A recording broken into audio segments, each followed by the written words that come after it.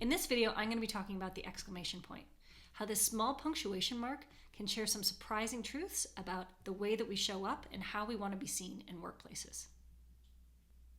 Stay with me to learn about my email experiment that helped me see my own communication patterns and ultimately myself in a new way.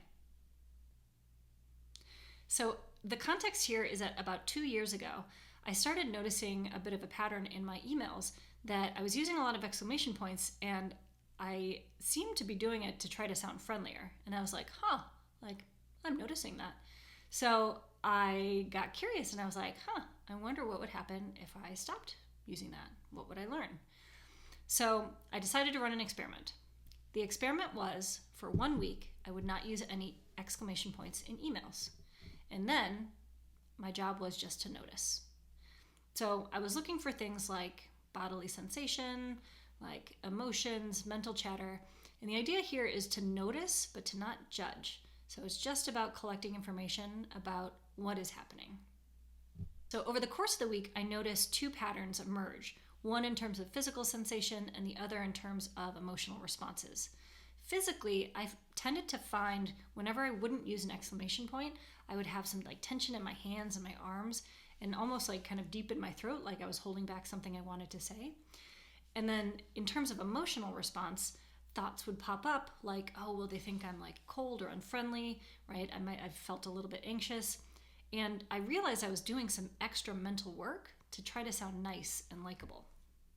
So coming out of this experiment, the key realization that I had was just how much extra work I was doing to try to manage how others perceived me in every email. Removing the exclamation points helped me see the frequency that I was trying to come off as likable. And the powerful thing here is that stopping my use of exclamation points helped me recognize those moments where I felt the urge to be nice. And now, knowing what this sensation feels like in my body, I'm able to recognize where this is happening in other parts of my life, where I might be trying to show up in a way that is actually not authentic in the way that I want it to be.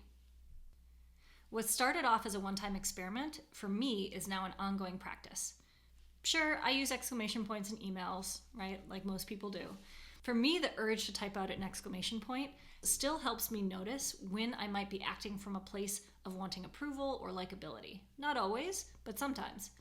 For me, this ends up being a really useful self-awareness tool, and it helps me communicate more authentically because I'm able to know what my intention is and then change my behavior so it aligns more with how I want to show up.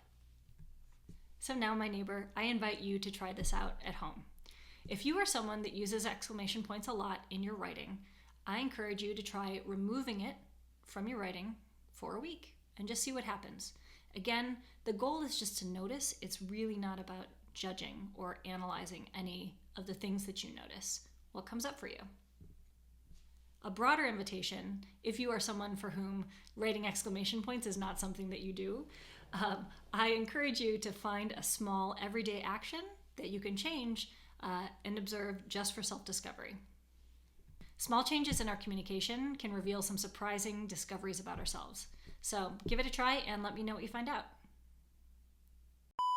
Exclamation point place and how we show up.